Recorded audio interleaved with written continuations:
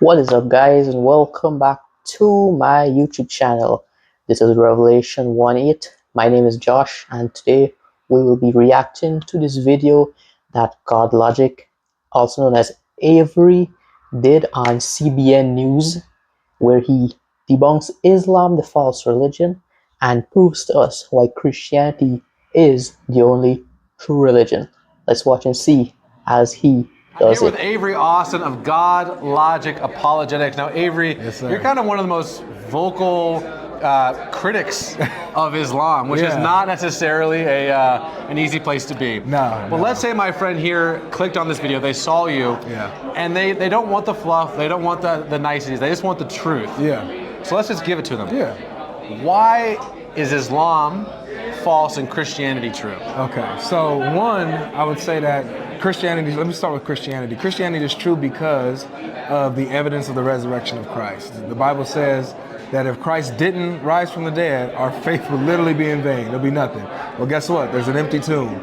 We know where Jesus was buried, and it's empty. And a bunch of people saw him alive again. A bunch of cowards became courageous and started preaching the gospel, claiming that they saw this Jesus who we all saw got crucified. So that's how we know that Christianity is true. The previous prophets foretold about this crucifixion and resurrection, and then we saw it happen in history. Now, Islam is false because it goes against that reality, right? It goes against truth, while at the same time saying that it affirms it. So it says that the Torah is true. The gospel is true. As a matter of fact, you need to go, if you have doubt about the Quran, go and ask the people who've been reading the scripture before you.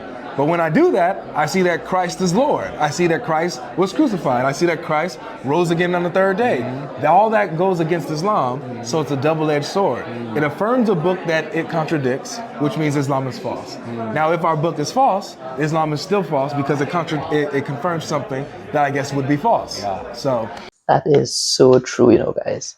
There's so much evidence pointing to Christianity as being the one true religion. There's historical evidence, archaeological evidence, all of it, you can name it, to prove that Jesus Christ, he rose from the dead 2,000 years ago, and it was a historical event. Let's continue. So let's say my friend here comes from Islamic background, and I think for a lot of folks that do come from that, it's more of an honor thing. Even if they see the validity in your argument, it's like, but man, like for example, to go from Hindu to Christianity, whatever, who cares? But to go from Islam to recognizing Yeshua as a son of God, you are slamming the door on your family. You are slamming the door on your culture. So the question is, how does someone even start that conversation of like, okay, what if Jesus is who he said he was? What if he did rise from the grave? What would be the first couple steps you would hope people, again, compassionately, where should people look? Where should people go if they're struggling with this? So one thing that I guess you can have a common ground with Muslims is they pride themselves on being in line with prophets and having a consistent message, right? And so they say, we believe in all the prophets. All the prophets taught one God, one after another, one God, right? And so what you can do as a Christian is, okay, I see that you have a zeal for consistency with the prophets. Let's see what they actually said. And see, what we see is we have the consistent line of prophets telling us of this son who's gonna come, this Messiah who's gonna come, and give his life as a ransom, who's the Lord himself coming in the flesh. If you can get that common ground with the Muslim and say, let's actually see what they taught, and you show them, demonstrate to them, from the prophet's mouth, from Moses, from Zechariah, from Isaiah, show them that they taught that the Messiah was gonna come and give his life as a ransom and rise again in authority, it's either they go two ways. Either they reject it and say, well, what you have is corrupted, or they're like, dang, I gotta consider that. So here's the question: if you reject Christianity, if you criticize Christianity, no one cares. They'll give you a platform. But dang, if you start criticizing Islam, you cancel. You're gonna need security. There's someone who's gonna be at this. We're at the Blessed God conference here in Carlsbad, California. There are people here. Let's just say their names. Like some people like a David Wood. He needs security to have the audacity just to criticize Islam. Why is that? Why? Yeah, that is so true. Like, you can bash any religion in the world, and you are gonna get cancelled. But you bash Christianity, no one cares, because they're only against what's the truth. But if it's something that is false, they don't want to do that. That's why they're so afraid. Can you lambast and just get after Christianity? But the second you start pointing out the inconsistencies in the Quran and the Hadith and the teachings of Muhammad, you have to risk your life. Yeah, it's two things, and you mentioned something earlier. You talked about it's honoring, right? Islam has this view, this culture view. It's not about intellectual honesty and integrity. It's about dominating. It's about looking strong. It's about being the big bad. Don't mess with us. So if you lose, if a Muslim lose, like if they come to Christianity, or if it's being criticized in any way, you're attacking that image. It's an image of Islam that you're getting at. And so now it's in this culture where Islam or Muslim people are seen as like a victim group, kind of like the LGBT, right? They even came up with their word Islamophobia. You got homophobia, now you got Islamophobia, right? And so any type of criticism, you'll be labeled an Islamophobe, someone who just hates Muslims if you say I disagree with Islam. And so with Christianity, it's the opposite.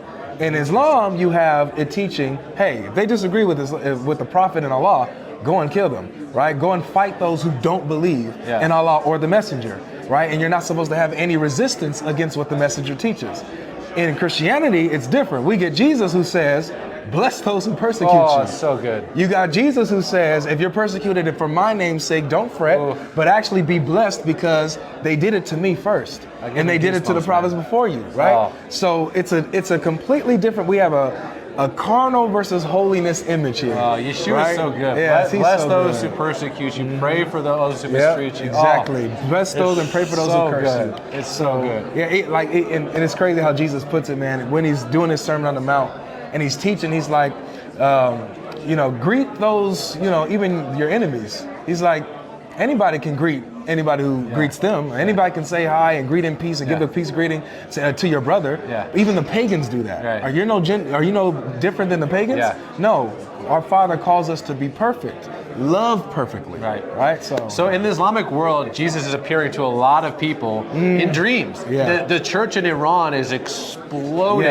But here's the question. At that same time, there's a lot of people in the Islamic world that are having these existential crises, and they say, you know what? Maybe there just is no God. So here's the question. Let's say my friend clicked on this video. And this is a common thing, but it comes with all sincerity. When you have those moments where you've been raised in a Christian household, you've been raised in an Islamic household, and you're like, is there even a God? What do you do with that? Well, you look. Romans 1 just tells us, look, man, look around you. Everything that we see speaks to the glory of God. I mean, you literally have to fight your common sense to come to the conclusion that there is no God. You have to think yourself out of the existence of God, right? You don't have to think yourself into it. We just know. You have to think yourself out of the existence of God. But just think of it logically. When you look around, could this have come from out of nothing? Nothing. For no reason. And we understand, and this is like basic principles, whatever begins to exist has a cause. Universe, time, space, matter. It began to exist. Time has a cause, which means he has to be eternal. Matter has a cause, which means that whoever caused it is immaterial, right? He's spiritual. Energy and space. He's not limited to space, and he's all powerful. And he had the intention to create you and me, beings with choice and personality and relations. So the existence of God it's a no-brainer. And the thing I love about Yeshua, as opposed to what you might find in the Quran, is I have called you friends. Oh my goodness, That's so good. Not just that though, but also like a lot of us focus on the New Testament. In the Old Testament, we have Yahweh who literally says, come, let's reason together. You're not allowed to do that in Islam. Literally, you have a verse in the Quran where it tells you, if you're questioning, do not question because it may cause you to leave the religion. So don't do the questioning. And what is, I think it's Jude 1, 23, 22, where it says basically, have mercy. Have mercy on those who doubt. Exactly. Oh, it's so good. I'm getting goosebumps. I am so thankful that you're doing what you're doing. You're 30 years old. Yes, sir. You're just getting started. Your bride of 2 weeks is here. So I'm thrilled for you, man. I can't wait to see what God's going to do for you, brother. Thank you. Check so out much. Godlogic Apologetics on YouTube. This man is the real deal. Yes, sir. God bless. That is it for the reaction video, guys. Thank you guys for watching. Stay tuned for more and more upcoming videos in the future. Stay blessed.